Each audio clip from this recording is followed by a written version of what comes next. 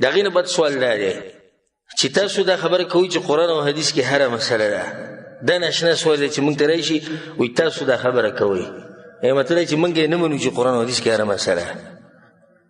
وایي تاسو دا وایي چې قرآن او حدیث کې هره مسله شتي، نو چې یو کسي خنثا یعنی دی یو سړی دی اونګو خلکو ته اجړا وایي او د هغه سره دوه الي دي، زنانو عورت د سړو عورت ورسره هم دی، د ده به په میراث کې دله به څه ورکوو؟ د سړو حصه به دله ورکوو که د جنکو حصه به له ورکوو؟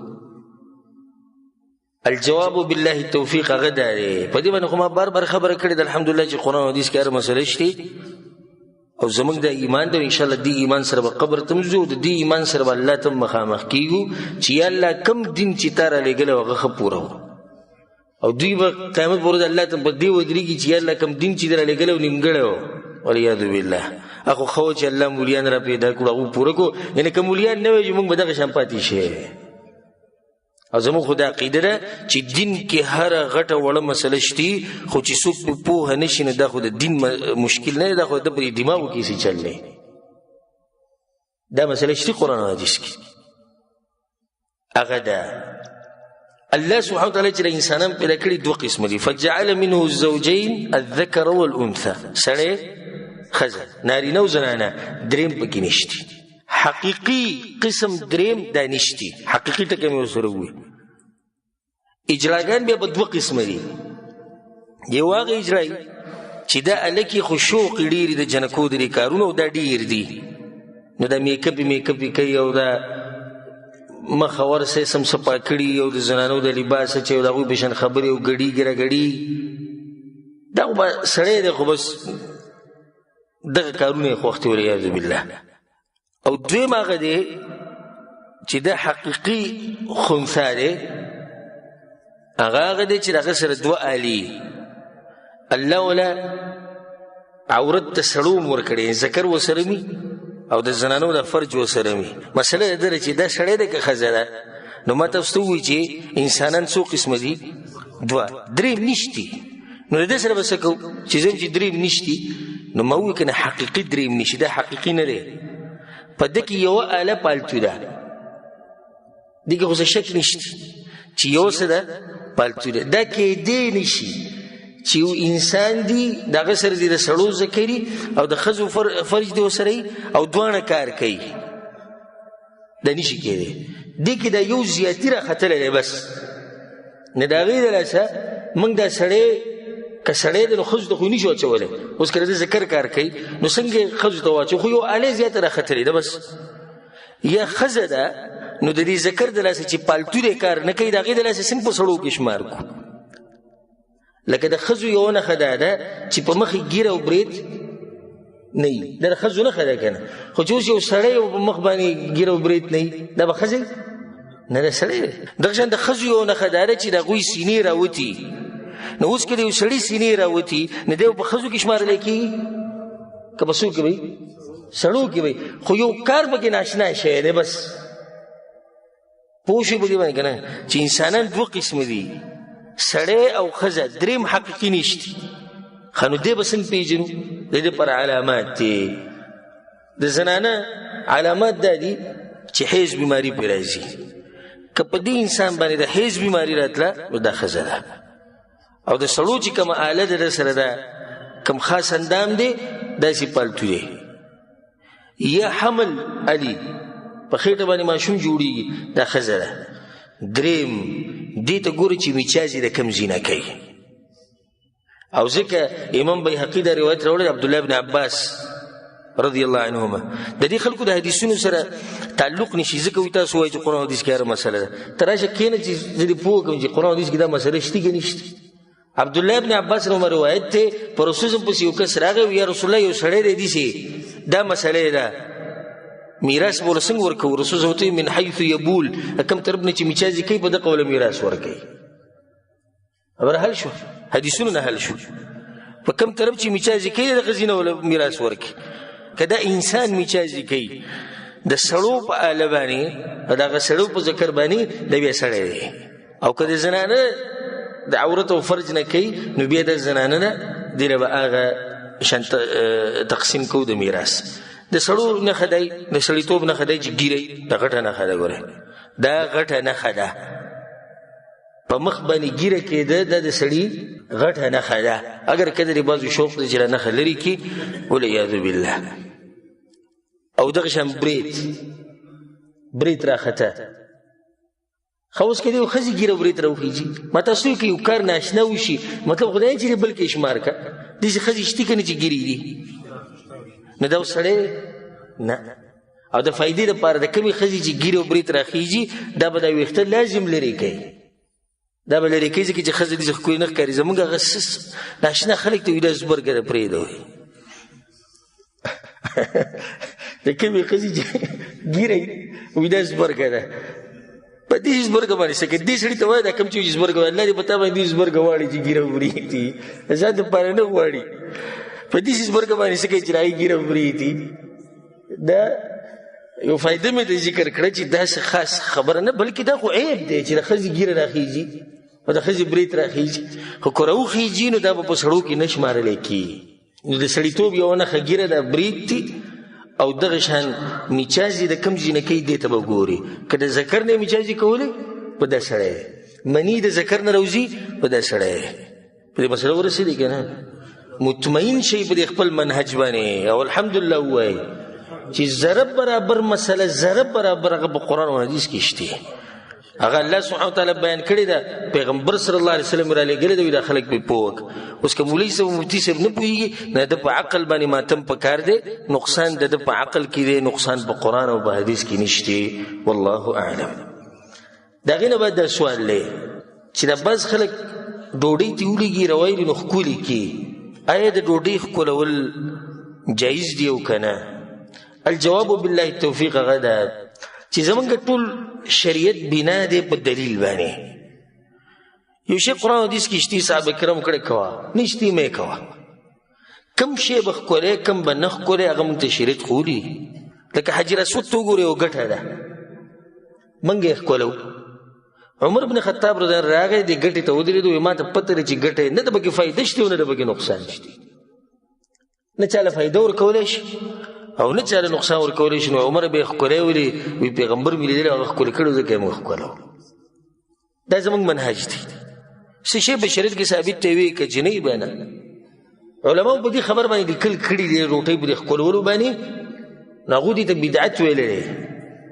حدیث کې دا راځي عایشه رضی روایت دی امام ابن ماجه رحمه الله راوړی دی چې رسول صلی الله علیه وسلم کور ته راننوتو او د روټۍ څه ټوکړه پرته وه نو رسول صلی الله علیه وسلم هغه راواغسته فمسحها لاس یې پر اخکو د پاکه یې کړه ثم اکلها به یې وخوړه نو دا زموږ د خلک چې روټۍ راولي پاکې کې به ښکل کړي او به یې خوري نه دا ښکلول پکې نشتي امام ابن ابي الدنيا کتاب الشکر هغه کتاب د شکر ویسته په هغې کې دا روایت راوړی په هغې کې ورسره دا زیاتي الفاظ دي عایشې ته یې ووایي عایشه رضی ته وی د الله د نعمتونو قدر کوه نو د روټۍ قدر به کې په دې باندې لاسونه بعض خلک پاکوي دا ناروا کار دی بعض خلک د پتیلې او د پلیټ لاندې ږدي دا ناروا کار دی بعض خلکو نه چې ولیږي بس بیا پرتی نه راځي ناروا کار دی قدر یې دا دی روایله پاکې که ویې خوره خو دا پکې نشته چې ښکلې که ځکه چې ښکلول یو دلیل غواړي او چې د رسول په وخت کې یو کار شوی دی او هغه نه ده ښکلې کړې نو هغه چې د نعمتونو څومره قدر کوو دومره ما ورته نه کولی شو نه به یې وکړو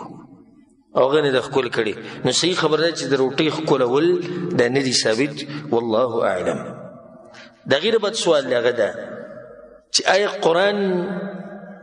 خرڅول او اخیستل جایز دي او که نه او الله خو په قرآن کې وایي چې فویل للذین یکتبون الکتاب بأیدیهم ثم یقولون هذا من عند الله لیشتروا به ثمنا قلیلا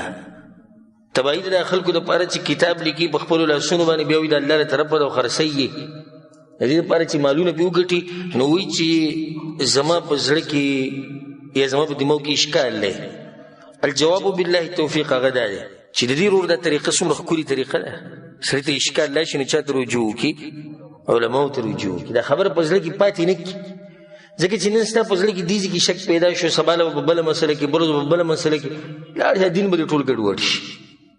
د عالم خواله ورشه تپوس دې وکوه ما پوهه که په دې مسله باندې دا آیت چې دی رور وي دا د یو ځي دی او دا مسلې چې کوم تپوس کوي دا د بل ځي ده اوله خبره خو دا دی چې علماو په دې خبره باندې اتفاق دی د امت علما چې د قرآن اغستل او خرڅول دا جایز دي او دغه د مسلمانانو طریقه د پخوانۍ اوسه پوره روانه او دا کېدی نشي چې په دې د پابندي ولګي او دا قرآن دې به دومره خور شي ځکه چې یو سړی به بخیلي ځان سره به خود بل به نه ورکوي او ته اغستی نشي په پیسو بلې خرڅولی نشي په پیسو نو خو بس د یو کس سره قرآن پاتې شو دا قرآنونه چې خواره شوي دي چې په ټوله دنیا کې او په مسلمانانو کې هغه د دې دلاسې چې اغستل او خرڅولي کېږي نو دا بلکل جایز دي د دې آیت څه مطلب دی ګور الله وی فویل للذین یکتبون الکتاب بأیدیهم ثم یقولون هذا من عند الله تبعید د هغه خلکو دپاره چې کتاب لیکي په خپلو لاسونو د ځان نه پکې خبرې زیاتې کړي بیا وایي دا د الله د طرف نه دی لیشتروا به ثمنا قلیلا چې پیسې پې وګټي دوی لپاره وعید او د آیت د یهودو باره کې د په سورة البقره کې یهودو به دا کار کو چې تورات به په خپلو لاسونو لیکو او هغې کې تبدیلیانې کولې او بیا به عوامو ته وي دا د الله د طرف نه راغلي خبرې دي نو د آیت د هغوی دپاره دی ډېر قرآن او حدیث ته مسلې دې کې ډېر سوچ پکار دا بعض کسان یو آیت یاد کړي یا دوه آیتونه لکه ولا تشتروا بآیاتي ثمنا قلیلا د بعضو ځوانانو ته یاد دی که خیال هم کړی اب دا پلانې مولا پیسې دي په درس باندې پیسې دي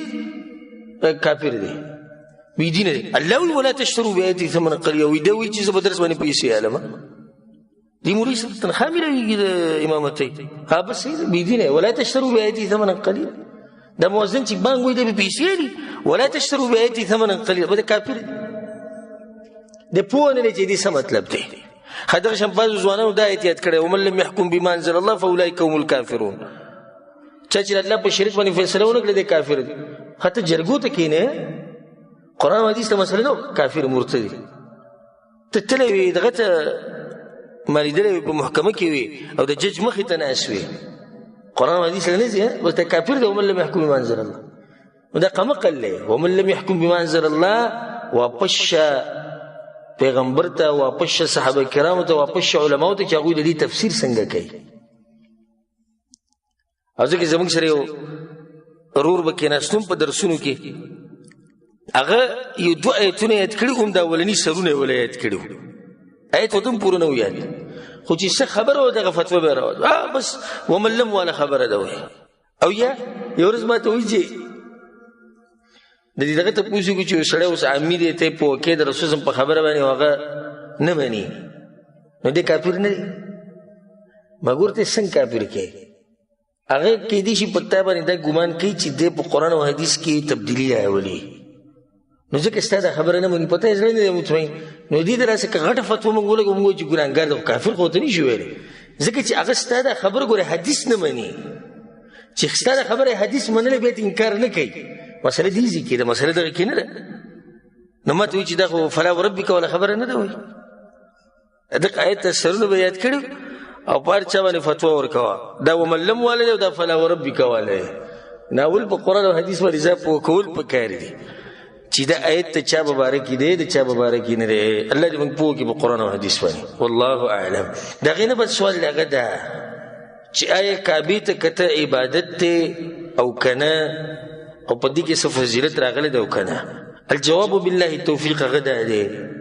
چې په صحیح حدیثونو کې دا خبره نه ده ثابت چې کعبې ته کته د عبادت دی یا د دې څه خاص فضیلت دی لکه یو روایت داسې راځي د عایشه رضی الله عنها روایت دی چې النظر الى الکعبه عباده وایي کعبې ته کته د عبادت دی خو دا حدیث سخت ضعیف دی او محدثینو ضعیف کړی سندن دویم روایت ته امام دیلمی راوړی دی په فردوس کې ابو هریره روایت ته وایي چې 15 خبرې 5 من العباده 15 خبرې عبادت ته قلة الطعام لک خوراک کول د عبادت ته والقعود في المسجد په جومات کې کېناسته عبادت ته ګوره کله کله د حدیث سند کمزوری د هغې د لاسه دا خبره کمزوري شي نور کېدای شي چې دا خبرې په نورو صحیح حدیثونو کې ثابت دي لکه دا نور حدیثونه ثابت دي چې جومات کې کېناسته د عبادت ته د شان لږ خوراک کول رسول هم په دې باندې دغه کړی دی نصیحت. والنظر الى الكعبه او کعبې ته کته عبادت ته. والنظر في المصحف او قرآن ته کته عبادت ته. والنظر الى وجه العالم او د عالم مخ ته کته عبادت ته. نو دا پنځه خبرې عبادت. خو دا حدیث هم سندن کمزور دی. نو د یو شي فضیلت یا هغې ته عبادت ویل دا پر رای او په اجتهاد سره نشي ثابتېدی چې څو پورې دلیل نه وي او د رسول صلی الله علیه وسلم دلیل نشته. د رسول صلی الله علیه وسلم نه دی ثابت چې هغه دا خبره کړي چې کعبې ته کته دا عبادت دی. په یو وخت کې ګوره دا عبادت جوړېدی شي چې کله انسان کعبې ته ګوري او سوچ پکې کوي چې دا زموږ د رب کور دی او د الله سبحانه وتعالی تعظیم مخې ته کړي د الله هغه لویوالی. نو اوس دا نظر څه شو؟ اوس عبادت شو. ځکه چې شریعت نه خو دا خبره ثابته ده، قرآن حدیث کې دا ثابته ده چې سوچ کول د الله په عظمت کې، د الله په لویوالي کې، د الله په مخلوقاتو کې دا عبادت دی. نو که په دې اعتبار سره ورته ګوري نو بیا څه شو؟ بیا عبادت شو. والله اعلم. د هغې نه بعد سوال دا دی چې د هغه سړي څه حکم دی چې د خپلې ښځې سره کوروالی وکړي او دی 2 میاشتې پرله پسې روجي نیسي د قتل خطا. لکه یو سړی دی او په خطا سره قتل کړی دی او 2 میاشتې روجي لګیا دی نیسي او په منځ کې د خپلې ښځې سره کوروالی وکړو. الجواب بالله توفیق هغه دا دی چې کفاره د قتل خطا هغه دا دی چې یو غلام ازادول، مری ازادول. که د دې طاقت یې نه نو بیا به 2 میاشتې روجي نیسي پرله پسې. په سورة النساء کې دا خبره ده فدیة مسلمة الى اهله وتحرير رقبة مؤمنه. وتحرير رقبة مؤمنه یعنی یو غلام ازادول مسلمان. فمن لم يجد نکه چاته دا میلو نشي او طاقت یې نه فصيام شهرين متتابعين نو 2 میاشتې روجي به نیسي پرله پسې توبة من الله. دا یو توبه ده، یو طریقه ده چې الله سبحانه وتعالی ښوولې ده. نو دې ځای کې پرله پسې ویلی شوی. نو کوم سړی چې د عذر د راسه په منځ کې دا روجي پرېږدي نو د هغه عادت به هم د هغه ځای نه شروع کوي په کوم ځای چې پرېښودی. یو سړی بیمار شو، 20 روجي نیولي دي، بیمار شو، چې کله ښه شي 21مه روجي شروع کړه. داسې په سفر باندې راغی، روجي پرېږده، واپس چې راغلی بیا د هغه ځای نه شروع کړه. خو دا چې کوم ورور د خپلې ښځې سره کوروالی کړی د دې د لاسه د ده د هغه روجي پرله پسې نیوه، د هغې هغه متتابعت هغه مات شو. نو اوس به دې د روجي د سر نه نیسي. یو کار به دا کوي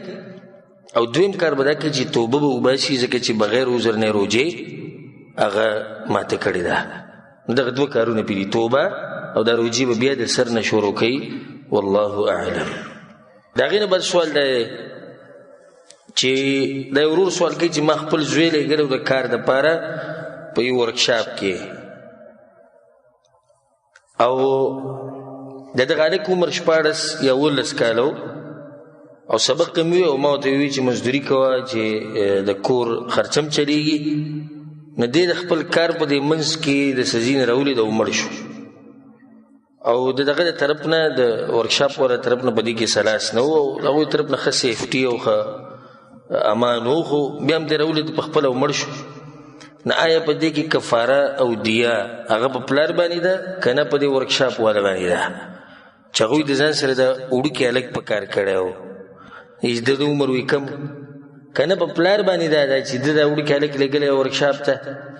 کفاره په چا باندې ده؟ الجواب بالله التوفیق هغه دا دی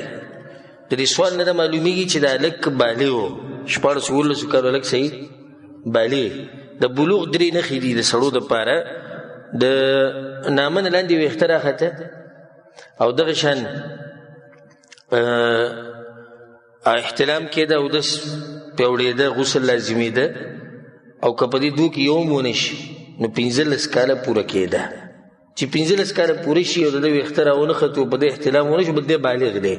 نو دا خو بالغ دی. د دې نه واضح شو چې دا هلک څه دی؟ بالغ دی او دی چې راولېدلی دی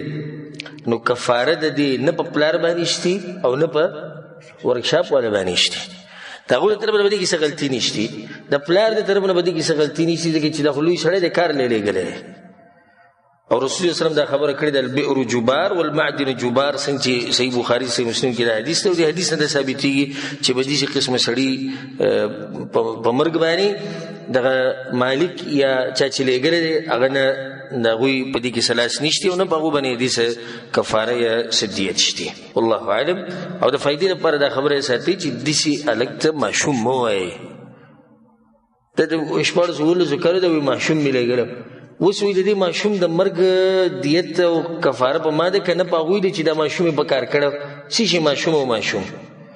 یو سړی د 14 د 18 کالو دی خو پلار جوړېږي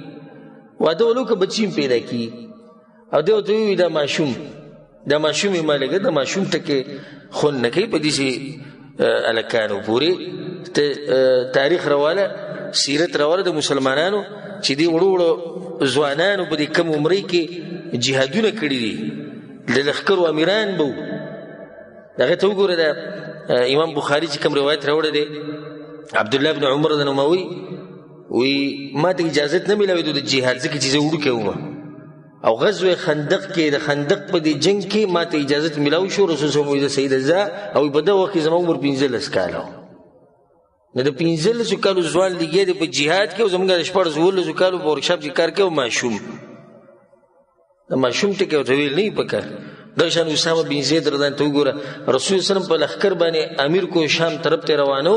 او دغه عمر 13 کاله او په دې لښکر کې دنه د امیرۍ لاندې ابوبکر صدیق رضی الله عنه او د امیرۍ لاندې عمر بن خطاب رضی الله عنه او د عمر 13 کاله یو د لښکر امیر دی د لښکر به څنګه بوځي جنګ به څنګه کوي د لښکر به کنټرولوي څنګه د کافرانو سره به خبره څنګه کوي دا ټول کار به اسامه بن زید کوي چې هغه د 13 کال دی او زموږ د 14 کالو د ماشوم ما لېږلی ورکشاپ ته نو اوس د دې ماشوم کفاره په ما ده او که نه په دې ورکشاپ والا باندې ده والله اعلم د هغې نه بل سوال دا دی چې دا بعض خلک چې دعا وغواړي نو د دعا نه بعد دا لاسونه چې دی دا په دې مخ باندې راکاږي او بعض چې دی نو په دې ټول جسم یې راکاږي او بعض ورسره دا سترګې ګوتې ښکل کړي او په دې سترګو یې ولګوي یا دا ګوتې په سترګو ولګوي او دا ګوتې بیا ښکل کړي د دې څه حکم دی الجواب بالله التوفیق هغه ده چې په ډېرو ځایونو کې متواتر حدیثونو کې د رسول صلی الله علیه وسلم ثابت دي چې هغه دعاګانې غوښتلي دي او په یو ځای کې تم نه ثابت چې هغه د دعا نه بعد بیا د لاسونه په مخ راښکو دي په یو ځای کې تم نه ثابت او څومره حدیثونه چې د دې مبارک راغلي دي د تحقیق چې کله د هغې تحقیق وکړی شي نو هغه ټول کمزوري دي یو پکې هم صحیح سند والا نشتي او نه دغه کمزوري حدیثونه یو بل له تقویت ورکوي نو صحیح خبره دا ده چې د دعا نه بعد لاسونه په مخ باندې راښکوده دا د رسول صلی الله علیه وسلم نه ثابت دا بله مسله خو پکې دننه راغله چې په مخ یې نشي راښکوده نه په بدن به څنګه راکوي په دې بدن باندې لاسونه راښکوده او دا ګوتې ښکلول او بیا په سترګو یې ښوده یا په سترګو یې ښوده او بیا ښکلول دا د صوفیانو کار دی د صوفیانو بدعتیانو کار دی دا د هغوی طریقې دي زموږ په دې بعضو خلکو کې مشتې دا ګوتې ښکل کړي او بیا په دې سترګو کې دی او بیا په دې تندي کې دی څه مطلب دی او دا ګوتې په سترګو یې ښوده او بیا ښکلول د دې څه مطلب دی زه خو بجدرې یم رسېدلی او دغه یو طریقه دغه د بریلیانو ادب صوفیان دي بریلیان صوفیان ټول یو شی دی چې د رسول صلی الله علیه وسلم نوم واوري درود وایي نو بیا د دوه ګوتې یو ځای کړي او ښکلي کړي او بیا په دې سترګو باندې ولګوي دا ټول د صوفیانو کار زموږ په شریعت کې دا خبرې نشته دعا دې وغوښته خبره ختمه شو ځکه د شیخ ابن باز رحمه الله نه چا تپوس وکړو د علما کله کله ډېر ناشنا جواب ورکوي داسې مذاقي غونته کې یو کس یې تپوس وکړو شیخ صاحب چې دعا انسان وغواړي بیا به څه کوي یا به ته چې بیا مخ باندې لاس راکوي که نه نو یې څه به کوي هغوی لاسونه دې کته کړي نور څه کوي دعا یې وغوښتل کار ختم شو نور ته څه تپوس کوي څه کوي همدغه مطلب خو چې یو به په مخ راکاږي او که نه راکاږي نه شیخ په دې طریقه جواب ورکړو رحمه الله الله سبحانه وتعالی دې په رحم وکړي نه دا نه دي ثابت په مخ باندې لاس راښکوده، په بدن باندې لاس راښکوده، د سترګې ښکلول یا د دوه ګوتې په سترګې ایښوده بیا ښکلول، دا د رسول صلی الله علیه وسلم په شریعت کې نشته. والله اعلم. د هغې نه بعد دا سوال دی، ډېر ښکلی سوال دی چې د بعض خلک د سحر او د ماښام د اذکار چې وکړي یا د منځه نه بعد چې کوم اذکار وکړي نو بیا په دې ټول بدن باندې چوف کوي او د لاسونو په دې ټول بدن باندې راکاږي. دا زموږ د خلک ډېر کې داسې خطه وي بیا اذکار چې کله ووایي داسې د لاسونه به راکاږي او د غاړه به راکاږي چوف چوف او بس بیا به دا چل وکړي. آیا دا ثابت دی او که نه؟ الجواب بالله التوفیق هغه ده د رسول صلی الله علیه وسلم نه چې چوف ثابت دی نه هغه په دوو ځایونو کې د خوب د اذکار، د خوب بعض اذکار داسې دي چې کېدای چې رسول صلی الله علیه وسلم په لاسونو کې چوف کړو او بیا به په ټول بدن راښکولو، او دغه شان چې کله انسان دم اچوي په چا باندې نو بیا چوف کولی شي. په دې دوو ځایونو کې ثابت دي، درېیم ځای نشته. په صحیح حدیث کې دا خبره نه ثابته چې رسول صلی الله علیه وسلم به د سحر او د ماښام اذکار وي یا به د مانځه نه بعد اذکار وي بیا په بدن باندې راښکولو او یا به چوف کول. په بدن باندې خو چې سړی اذکار وي د دم دپاره وي نو ته د مانځه نه بعد هغه اذکار کوې که نه په دم په ځان باندې اچوې څه کوې؟ اول خو موږ په دې باندې پوه کړه دا خو د مانځه نه بعد اذکار دي. وی وایه الله ستا حفاظت کوي، دې چوپ چوپ ته پکې ضرورت نشته. دا اذکار وایه الله ستا حفاظت کوي. سحر ماښام نه بعد اذکار، سحر ماښام او اذکار وایه الله ستا حفاظت کوي، دې ته پکې ضرورت نه چې په ټول بدن یې راکړه. ها که چېرته کله نه کله چېرته نادرا داسې وشي چې یو ورځ بیمار دی او راشه په ځان یې چوف کړه، نادرا دا به یو جدا خبره خو زموږ د خلکو نادرا نه ده. و زما په دې کې تجربه په دې ځکه چې ما سلام را ګرځولی نو چې سلام وګرځوم بیا د خلکو ته داسې مې مخې نو ګورم پکې دقه لګي دا چلونه به یې شروع کړي بیا د غاړه به راکوي چوف چوف او نور اذکار اوس هم نشته. خو دې ټیم کې ورته دا رایاد شي چې به ځان یې چوف کړو. دا اذکار هم په دې ونه وي چې له منځه نه بعد اذکار دي، خو په دې وایي چې ما پکې زما پکې څه وشي که بیماری ختم شي د بد نظر نه وساتلی شي بغیر د دې چوف نه به دې الله ساتي. نو دا کار په شریعت کې ثابت دی نه دی، رسول صلی الله علیه وسلم نه دی کړی. او الله څه وایي وان تطیعوه تهتدوا، که د دې پیغمبر تابعداري مې شروع کړه الله وایي هدایت به ته میلاو شي. نه دې پیغمبر تابعداري دا ده بیماري په ځان باندې قرآن ووایه چوف یې که دې نه دې څوک نه منع کوي. ذکر او اذکار وکړه په دې ټول بدن یې راکاږه او چوف یې که څوک دې نه منع کوي. خو دې ټیم کې د رسول صلی الله علیه وسلم نه ثابت چې هغه طریقه دا وه یا صحابه کرامو نه هم نه دي ثابت چې هغوی به دا چلونه کول. والله اعلم. د هغې نه به سوال دا دی چې یو سړی د جنابت په حالت کې نو دی الله یادولی شي او که نه، یعنې ذکر او اذکار کولی شي او که نه. او خصوصا وی کومه خبره چې مشهور ده هغه ده چې د جنابت په حالت کې سړی قرآن نشي ویلی نو که د شپې اوده کېږي نو سورت یاسین آیت الکرسی چې د شپې اوده کېږي نو آیت الکرسی تلاوت کولی شي او که نه. او ثابت دي د رسول صلی الله علیه وسلم جواب وي او دغه شان بعض نور آیتونه کوم چې د رسول صلی الله علیه وسلم ثابت دي دا ویلی شي او که نه. الجواب بالله التوفیق دا ښکلی سوال دی. هغه ده چې د جنابت په حالت کې الله یادولی شي، ذکر او اذکار کولی شي. د عائشہ رضی الله حدیث په صحیح مسلم کې د کان نبی صلی الله علیه وسلم یذکر الله علی کل احیانه، رسول صلی الله علیه وسلم به هر وخت الله یادو. په دې هر وخت کې د جنابت هغه حالات هم داخل شي نو ذکر او اذکار دا خو کولی شي. سړی جنابت په حالت کې الله یادوي ذکر کې کولی شي. مسله د دې ده چې د شپې چې د اوده کېږي دا قرآن ویلی شي او که نه. احتیاطي قول هم دا دی چې د جنابت په حالت کې قرآن مه وایه، خو د شپې چې اوده کېږي دا اوس به څه کوي نو ویلی شي آیت الکرسی، ویلی شي دغه نور آیتونه کوم چې د رسول صلی الله علیه وسلم ثابت دي. وجه څه ده دی چې د آیتونه وایي نو په دې نیت نه وایي چې زه د قرآن تلاوت کوم، په دې نیت وایي چې دا یو ذکر دی د خوب د اوده کېدو. نو دا اوس په قرآن کې نه شو، دا په څه کې داخل شو؟ د قرآن په تلاوت کې داخل نه شو، دا داخل شو په ذکر کې نو به ویلی شي. والله اعلم. دا رور ته پوس کی چې مانځه نه بعد په سر باندې لاس یې ښوده په تندي باندې او په ککرۍ. د دې مسلې موږ بار بار جواب کړی دی چې دا په صحیح حدیث کې نه دي ثابت. د رسول صلی الله علیه وسلم ثابت دي چې هغه به دغه ذکر وي، تکبیر به وي، استغفر الله اللهم انت السلام الی اخره، مشهور ذکر به وي. خو دا نه دي ثابت د رسول صلی الله علیه وسلم نه چې هغه به د مانځه نه بعد په سر باندې لاس کېښودو دغه خاص ذکر به وي. دا بدعت دی. او بل بعض علما وایي دا زموږ تجربه ده، تجربې مجربې نه چلېږي. د مانځه نه بعد ذکر کول دا عبادت دی. نو دا عبادت چې کې دا به هغه طریقه باندې کې کوم چې د رسول صلی الله علیه وسلم نه ثابت دی. والله اعلم. شیخ صاحب دا بعض خلق قصد چې فلادیان کول مانځي کنه هغه د امون بغیر فلادیان کیږي نو چې کیږي څنګه وي بغیر فلادیان کیږي به دا تاسو کې چې د بعض خلک وایي چې رفع الدین نه بغیر مونږ کیږي او کنه چې ته کیږي جو به صحیح ده مونږ نه کوو مونږ خو کیږي بس صحیح ده. سوال به ته پوښتنه کې چې سبحانك اللهم نه بغیر مونږ کیږي کنه کیږي سبحانك اللهم نه بغیر مونږ کیږي پرې ده. دا ذکر چې مونږ کم کوو غالبا او کم چې مستحب اذکار دي دین بغیر مونږ کیږي پرې ده. بل به ته پوښتنه کې واجبات مبارک مولوی صاحب رکوع کوونه کونو سره خیال کی کوي پس ورو شروع کوي اخر کوي کنه موز نه کوونو دغه به کشتي نه زوم نشتی سپین بازی ګرځه زره کوم دا څه طریقه شو د رسول الله صلی الله علیه وسلم طریقې مبارک به ته پوښتنه کوي چې کیږي دین بغیر او کنه کیږي یو کار د رسول الله ثابت ته چې هغه کړی دی ته به ته پوښتنه کوي چې کیږي او کنه کیږي. دا چې د سنت سره د بعضو خلکو دشمنی او د سنت او د رسول الله د سنت او د دومره سپخ کوي. دا سوال کې چې په هغه وخت کې شی په کوم وخت کې دین د مشران او د صحابه کرام چې هغه له څه جواب درکو. په عبد الله ابن عمر رضی الله عنه په یو کس راغی هغه دې سوالونه کوي بس چې د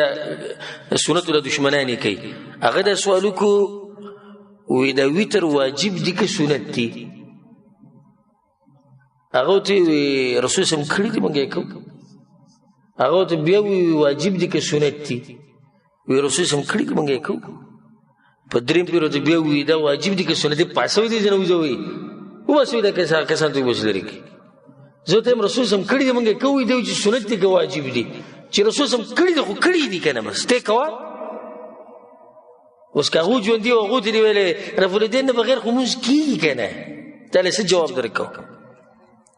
ذکر عبد الله بن عمر رضی الله عنهما چې کله په جمعات کې نه سو چا رفع الدین نه کول چې کانه به راوستو وی به رفع الدین کو به منځ کې ولغه ته دا پته نو چې دین بغیر کیږي کنه کیږي د خلکو خبرې چې د سنت دښمنی په ځل کې پرته ده د مذهب نه مجبور دي د خپل مولوی صاحب نه مجبور دي خپل ملک او د علاقې او د قوم نه مجبور دي نور څه نشي چې د رسول صلی الله علیه وسلم ثابت دي زمون په ځان قربان دي.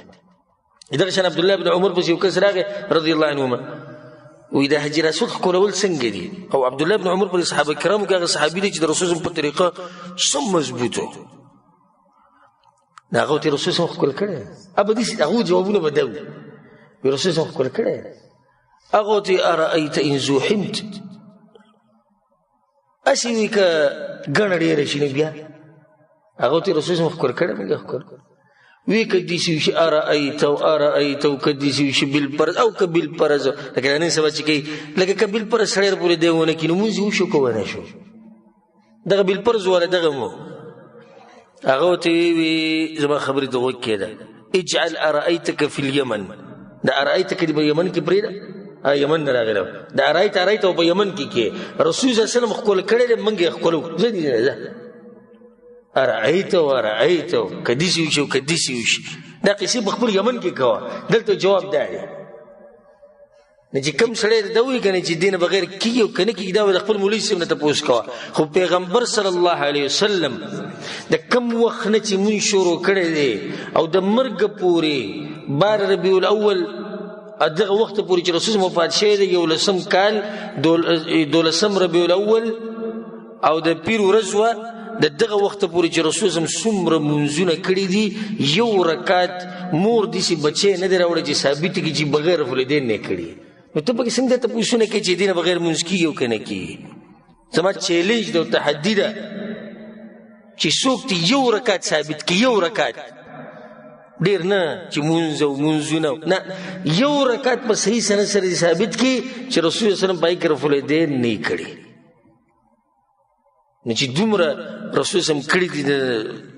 د منځه د مشروعیت نواله او د مرګ پورې ته پکې نن دته پوښتنه کوي چې دین بغیر خموز کیږي او کنه او که کیږي نو بس به موږ نه کوو الله دې اشاراتونه موږ ساتي والله اعلم. امام راټاوشي کم ټیم کې راټاويږي د جمهوریت او څنګه حدیثونو کې دا خبره ثابته ده بشمار حدیثونو کې چې صحابه کرام صحیح بخاری صحیح مسلم او د کتب سته او نور چې حدیثونو کتابونه ډک دي خبرې نه چې رسول صلی الله علیه وسلم بمونځ کو اقبل علینا بوجهه دا مخ به موږ ته راواړو سلام چې کله امام وګرځي دغه تکبیر او استغفر الله اللهم انت السلام ومنك السلام تباركت يا ذا الجلال والاكرام عائشہ رناوی چې رسول صلی الله علیه وسلم بدیس ته ورسېد بیا به مخ وګرځاو دغه زی پر ذکر او بیا مخ راوګرځي او مخ چې راوګرځي نو خفه بنه کینی د مقتدیانو نه خفه څنګه کینی دسی کوګونته کینای شي دی ګوټه دا به کینیشت خمخ برواړې دوی ته او د مخ درړولو حکمت سره د شریعت په هر کار کې حکمت اولنې که بهر نه څوک راشي نو چې پته ورته ولګي چې مونږ شی دویم که د چا څه مسلې نه چې بیا د امام نه ته پوښتنه چې موږ ته منځ کې دې خبر راغلی یا دې څه مسله راغلی ده تاسو دې باره کې څه وایو دا حکمتونه چې خفه کینی هغه مولوی صاحب سم خفه دی پرې چې خفه نشي نه دا طریقې نشته چې معموله غونته کې کوک شنه خمخ براړي دي خلکو ته دا د رسول الله صلی الله علیه وسلم طریقه والله اعلم وصلى الله على نبينا محمد